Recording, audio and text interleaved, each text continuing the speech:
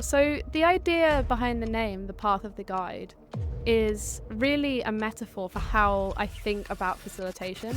I think the word facilitation actually isn't that helpful because I think a lot of people hear that word and think, well, facilitation is what facilitators do, and I'm not a facilitator because that's not my job title. When I first joined the workforce, I was so surprised by the way that everyone kind of mindlessly adopted this structure, which I like to call the PowerPoint way, where someone just stands at the front of the room presenting a PowerPoint and everyone else listens and looks slightly bored.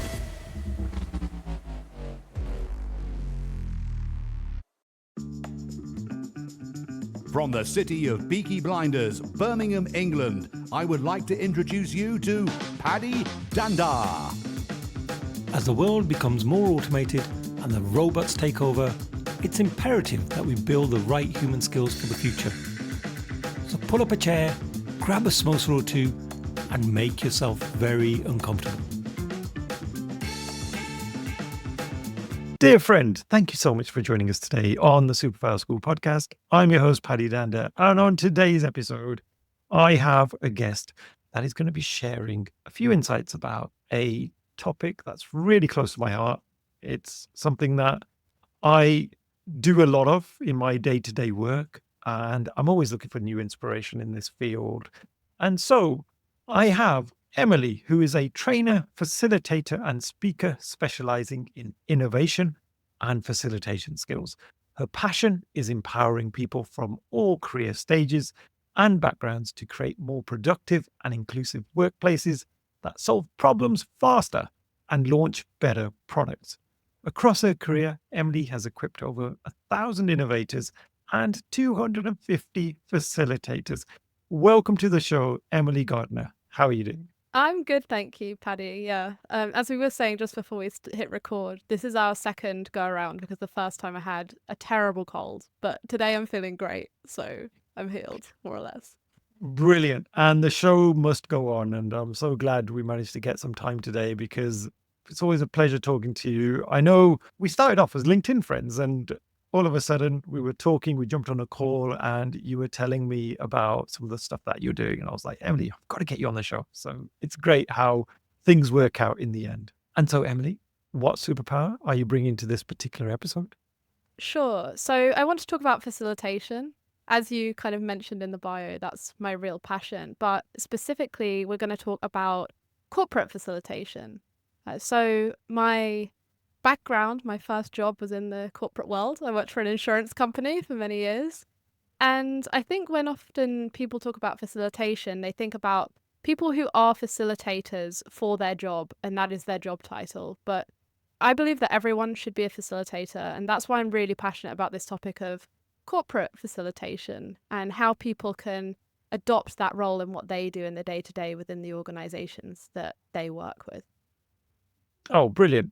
And I mean, you've written a book, which I have, yes. you very kindly sent to me. It's over here. Sorry, it's a bit blurry. Let's see. Yeah, I was going to I'll put mine up at this. There you go. Oh, awesome. 2 at a time. Awesome. Tell me a bit of thinking behind the name. And I love the little visuals as well. And that's a whole story right there as to how you got those done for you. So yeah, tell me a bit more about that side of things. Sure. So the idea behind the name, The Path of the Guide, is really a metaphor for how I think about facilitation. I think the word facilitation actually isn't that helpful because, as I mentioned in the last question, I think a lot of people hear that word and think, well, facilitation is what facilitators do, and I'm not a facilitator because that's not my job title. The Path of the Guide is a title which intentionally leaves out the word facilitation. It does make an honorable mention in the subtitle, but the reason that I called the book The Path of the Guide is that I believe that facilitation is just taking on that guiding role where you're taking people from one thing and to another. And when you think about it in that way, we're all facilitators and we're all facilitating things on a daily basis. You know, everyone who works within a company leads meetings. And in those meetings, we're taking people from a thorny issue or a topic or something that needs to be discussed to some form of resolution. Or that's how we should be doing it if we're going to be successful, right? So that's really the idea behind the Path of the Guide. and the kind of figure that we have on the front that symbolizes this journey that we're going to take people on from one thing into another. We love that. It's like an adventure, right? We're about to embark upon an adventure, and I really like that sort of almost image in your head that we're going somewhere unknown with the safety of knowing we have a guide that's going to help us through that, and that's absolutely awesome. And so I'd love to hear like how you got into facilitation and on how you discovered that this was a thing that you wanted to specialize in. Sure. So I actually have this conversation quite a lot with other people because, especially when you're self-employed, you go out there and you try and find your tribe, right? So I know lots of other facilitators, and they all have a similar story in as much as I don't believe that many people start their career thinking, I'm going to be a facilitator. It's definitely not something that came up when I was at school or at university or anything like that. I didn't know it was a job until I was already doing it. So when I left university, I had no idea what I wanted to do. I got an English degree. It's pretty, useless. Not useless, but it's not very directed unless you want to be an English teacher, which I knew I didn't. And I thought, well, what am I going to do now? So I was searching for something with as much diversity as possible. And in the end, I ended up on a graduate scheme. One of those ones where they chuck you around every 3 months and you end up in a different department with different people and you're doing different stuff. I felt like this is the perfect way for me to find out what my calling is. And it was going okay. I hadn't found the calling yet until one day I ended up in the company's innovation department, which sounds very exciting and glamorous, apart from the fact that it was just me and one other person, so two-person innovation department taking on innovation for the whole company, with no budget, no training, and no resource. So between the two of us, it was really a period of time where we were very experimental. We bought Sprints by Jake Knapp and just started trying to, instigate it at will within the organization with mixed success. But I think it was at this point that I realized that people really long for things that makes work less monotonous and more productive. And I found so much joy in being the person that was doing that for other people. And that's really when I became a facilitator and launched this kind of crazy journey into all things facilitation that's existed for me ever since. And I think you're so right. When you ask people, are you a facilitator? We do have to think a little bit and go, well, I don't have that as my job title, but I guess I do a little bit of that. And many of us do a bit of a disservice, I think, to ourselves as well. I work with a lot of business analysts, product owners, product roles. And like I said, in that space of innovation. And a large part of that role is around facilitation. It could be facilitating conversations with stakeholders, could be facilitating conversations with the technical teams that are going to build the products. And I think it becomes such a fundamental part of the role, but we don't often realize it because we get blinded by all the shiny tools and apps and things that we're going to be using. And I'm always saying in this new world of AI, it's those relationships that we build with people that are going to be super important. That's really the ethos of this Yeah. podcast as well. It's around that kind of human connection. So I think facilitation is super important for the future, especially when a lot of our cognitive work is going to be taken over by AI. So I think you're in the right space. Yeah, 100%. I say this on everything that I do because I want to get full credit for it when it happens. But I believe in 10 years' time, when they have the World Economic Forum, that list of the top 5 skills or whatever it is, they always do these things like top 5 skills organizations are looking for. Facilitation is going to be top of that list. I'm so confident in it, especially when it comes to things like AI, as you were mentioning. We saw it after the pandemic as well. People wanted to bring their employees back into the office, but they wanted to do so with purpose. And facilitation is one of the number one enablers you can use to do that, right? So yeah, I think it's only going to rise in importance. And I consider it to be quite a nascent industry, to be honest. There's not that many trainings out there. There's not that many books out there.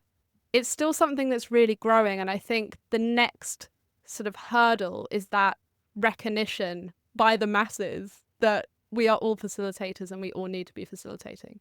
So I'm hoping to, crest that wave. I'm hoping I've spotted something. Let's see in 10 years' time. Whoa, I'm going to play this clip in 10 years from now, and then you watch. We're going to be looking back at this and going, oh my God, that was the moment when Emily said it. So yeah, we're going to do that for sure.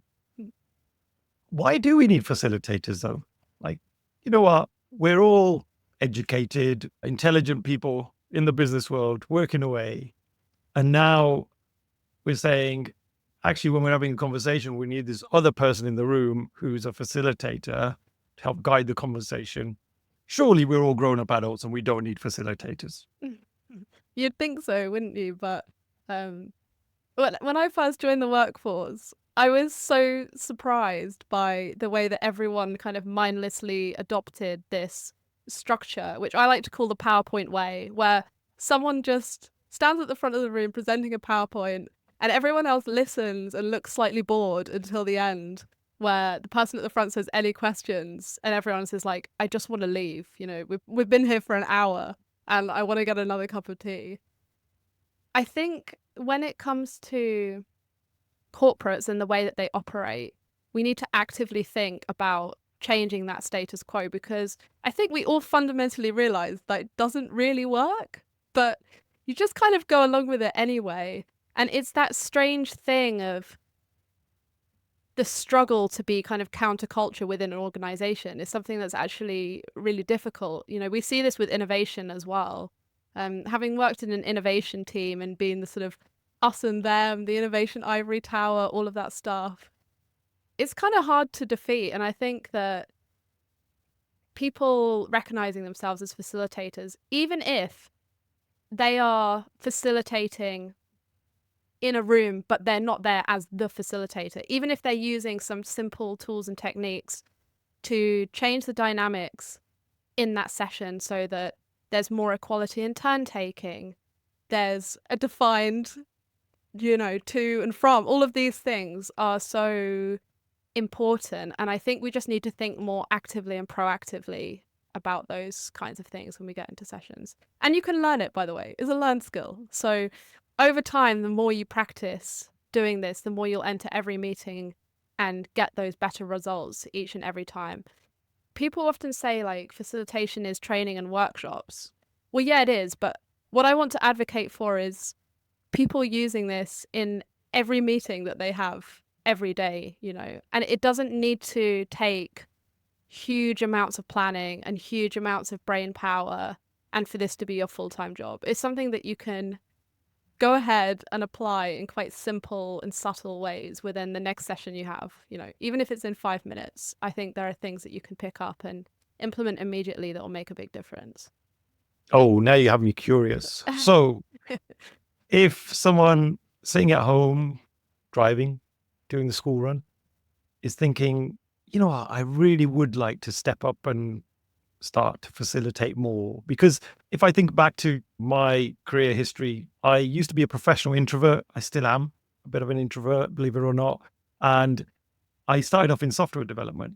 And I always assumed other people were going to facilitate and I would be there as an attendee. And it's only when I moved into the professional business analysis where I found that actually, I should be the one standing up there and I should be the one really getting the conversation going. But it's a scary thing, right? Like to be able to not command the room or command your presence in the room, but just being the person who steps up and says, how can we take this conversation in a direction that's going to help us achieve some outcomes from the meeting, rather than it just becoming a talking shop.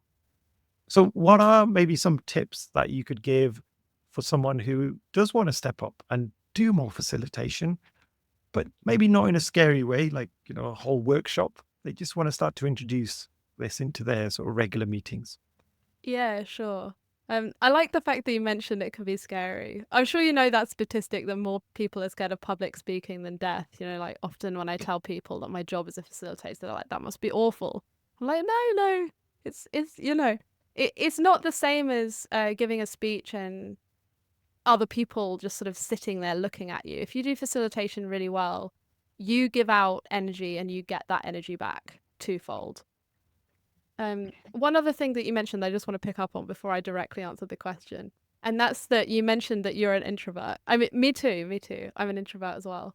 But I wanted to pick up on that because oftentimes people say to me, I'm an introvert, can I be a great facilitator? And I'm like, introverts make the best facilitators.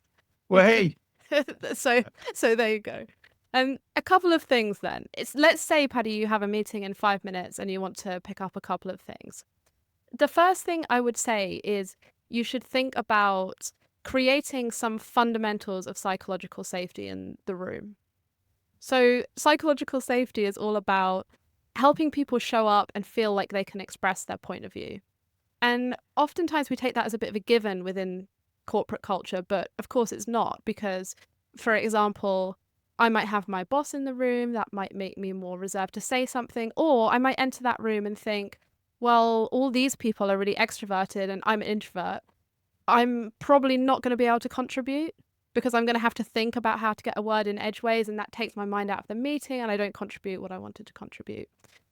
So I think setting this psychological safety at the beginning of a meeting is important, and you can do that in really simple ways. For example, if you have a meeting that's all about sharing ideas, you could state at the beginning, your opinions and your ideas are welcome. Even this can make a huge difference in the sorts of meetings that we're running. And then my focus would just be on balancing the voices and the perspectives in the room. If you are hosting a meeting that's on Teams or Zoom or whatever you use virtually, I think one of the best ways to do this is to use the chat function. So throw the question or the discussion point out into the group and invite people to post in the chat first.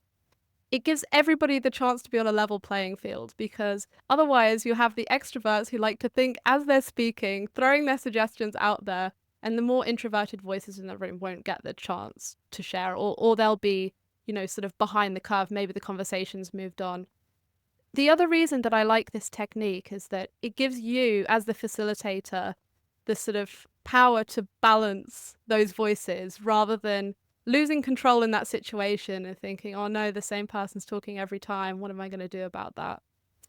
If you're in the room, you're not doing it virtually. Another great way to do this is to use the concept of the round.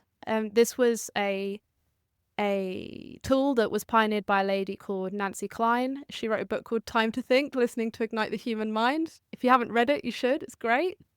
And she shares this idea that when you're in a meeting or a session and you're inviting participation, one of the best ways to do it is to throw the topic out into the room and give everybody a defined period to speak. It might only be 1 minute, but you go around the room, everyone shares a perspective, and it's only then that you invite discussion into the meeting.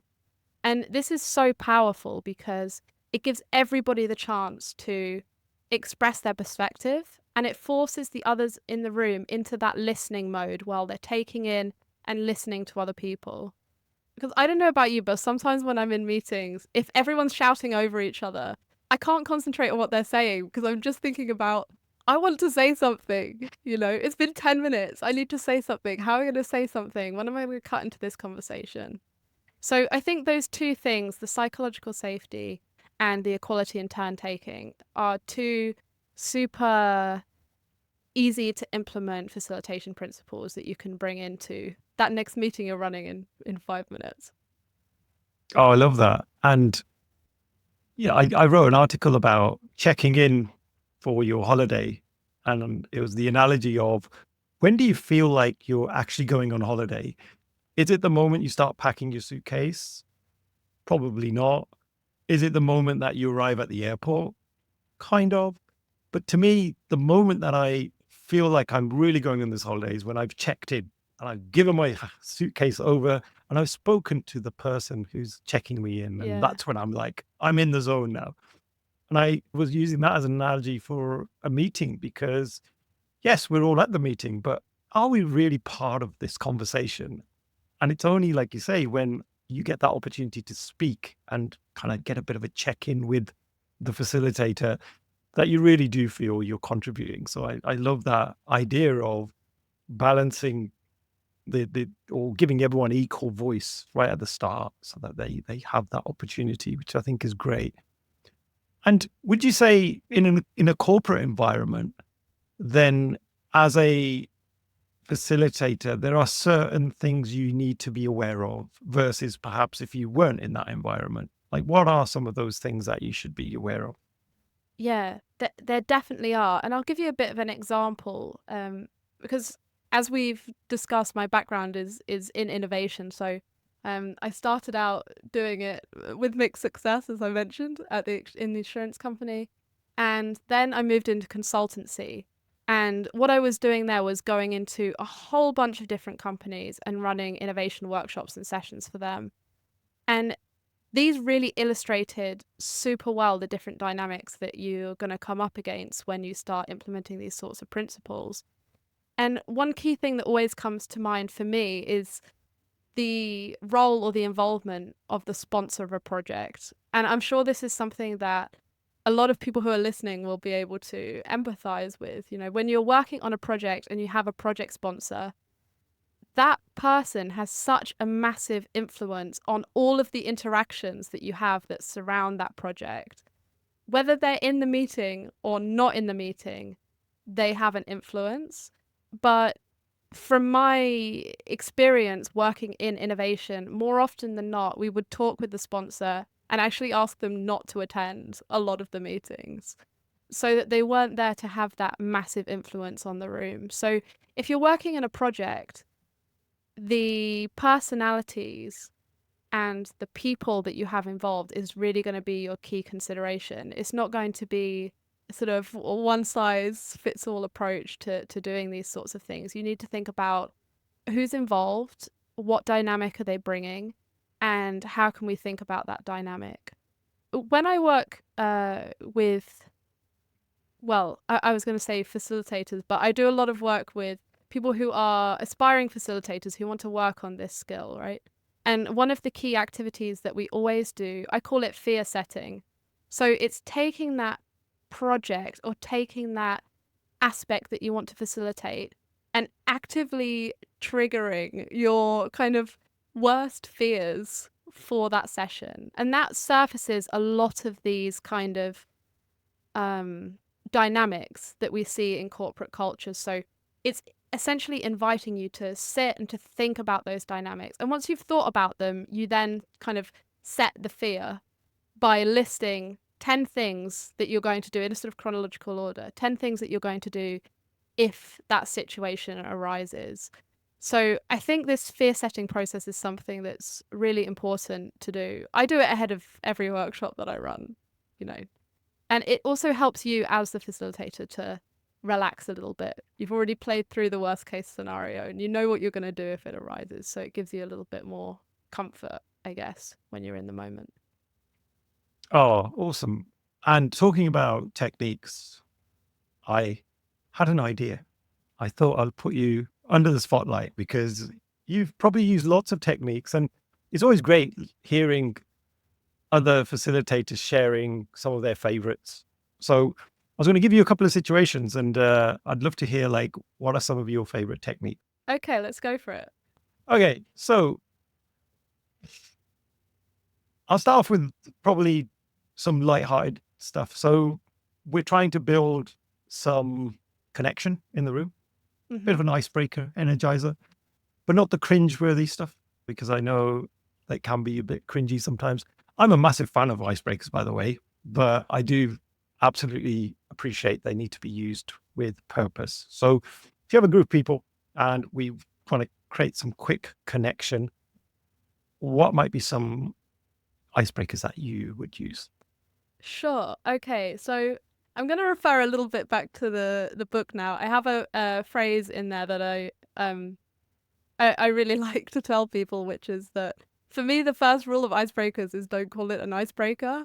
It's like the kind of Fight Club type of thing. So any session you have where you're like, we're going to start with an icebreaker, you're immediately going to alienate a whole bunch of people in the room that associate it with the cringy stuff.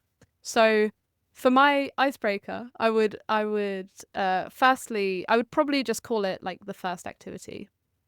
And then it would kind of depend on the context. And in the book, I talk about these kind of 3 different types of, I'm going to keep using the word icebreaker or initial activity.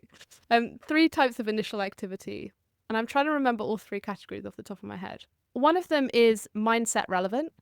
So, for example, if you're going to be running a creative session where you really want people to turn things on their head, something like the icebreaker called Revolution, where you give people something they'll be familiar with, say a place like a gym or a restaurant or something like that. You ask them to turn everything they know about it on its head to come up with new ideas. That can be a really nice mindset relevant one.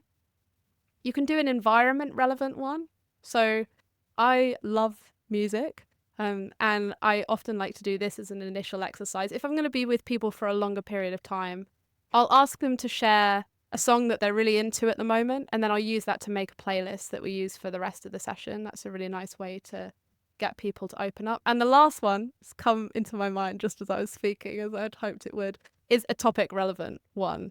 So, for example, I ran a workshop recently on customer loyalty.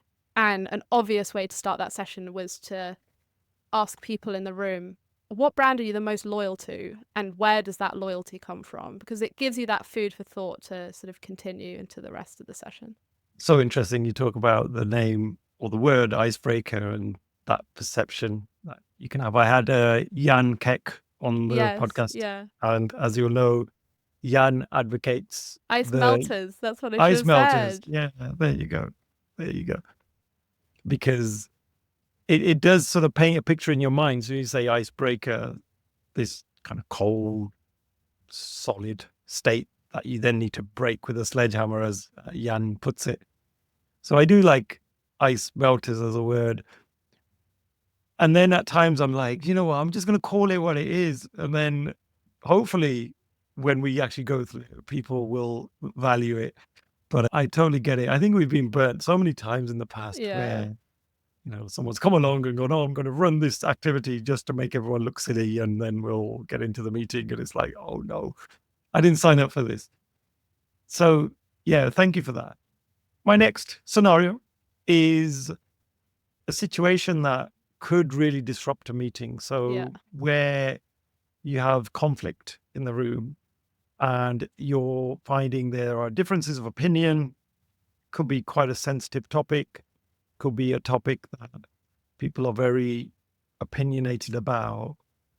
How do you deal with that as a facilitator? Yeah, that's a really, really nice one. I feel like I'm always going off on these tangents, but let me answer it by starting with a story. So I think the worst workshop I ever ran, or the one that sticks in my mind, that sort of recurrent nightmare that I get, is a workshop that I ran for a product team. And ahead of the sessions, everything had been quite fine. You know, me and my colleague had met with the product owner a few different times, and they'd seemed generally receptive to the idea of having this workshop. And the premise of the workshop, we were going to look at a solution that had been built somewhere else in the business and see if and how it could be applied to this other part of the business. And we got into the session and things started to go kind of badly, you know. The product owner had a bit of a change of heart, shall we say, in the session, and started sort of raising all sorts of difficult questions and sort of putting down other people. We decided to do a breakout room activity to kind of paper over the conflict, and then I entered the breakout room and they were arguing with all the other people in the breakout room, and I was like, okay, this is a lot. And in that session, I left and I was like, something here has gone wrong. You know, there must be something we can do to prevent that sort of situation in the future. And looking back at the agenda that we'd planned, we had so much that we wanted to cover, and for that reason, we cut some corners. And one of the things that I always do, ever since that day, it's never dropped once since then, I always do is introduce mindsets into the room. they could be one or two things. My favorite one is share the air, which is all about quality and turn taking. And when you share these mindsets at the beginning, when those conflict situations do arise, they're so much easier to deal with because, firstly, you've got that consensus from the beginning from the participants. Yes, these are the mindsets. We understand. We're happy to work in this way. We're not going to shout down other people. We're going to be respectful of each other's views, all of this sort of stuff. And then when the conflict does arise, it's so much easier to point back to that mindset and say, just remember, we agreed in this session, we're going to share the air. And I think that does so much to help mitigate those conflict situations. Thinking about that workshop now, I can't really blame the product owner for what happened because we never said, there are ways in this session that we're going to do things and there's ways that we're not going to do things. And that's on me and my colleague that we didn't do that, So I think that idea of setting mindsets is something that takes like 2 or 3 minutes, but it really helps with those conflict situations throughout.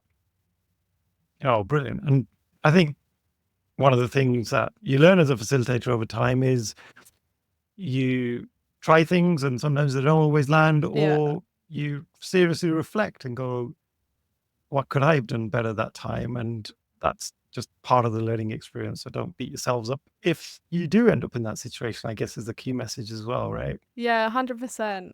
In my old job when I used to work at the consultancy, we used to have a graveyard and we would have a team session where we would come and we would have built our graves for the graveyard. And it would take situations that at the time really weren't funny at all and help you really digest that learning and not carry it into the next session. Because when you're running workshops all the time, the last thing you want is just to have this catalogue of errors in your mind about how you went wrong in the past. The worst one that ever happened to me that I put on a gravestone was that I, at the beginning of the pandemic, made a beautiful Miro board for a workshop that I was running, but forgot to lock all the assets and got into the session.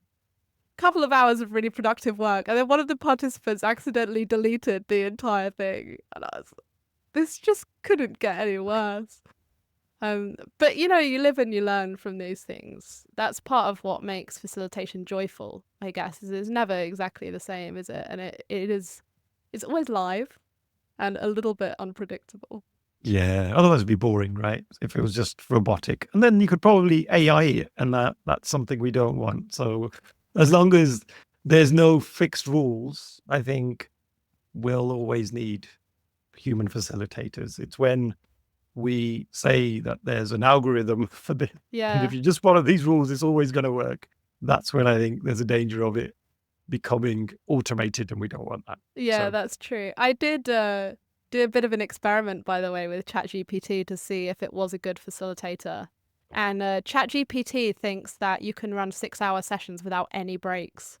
So I'm not sure I'm going to be outcompeted anytime soon. It left me reassured.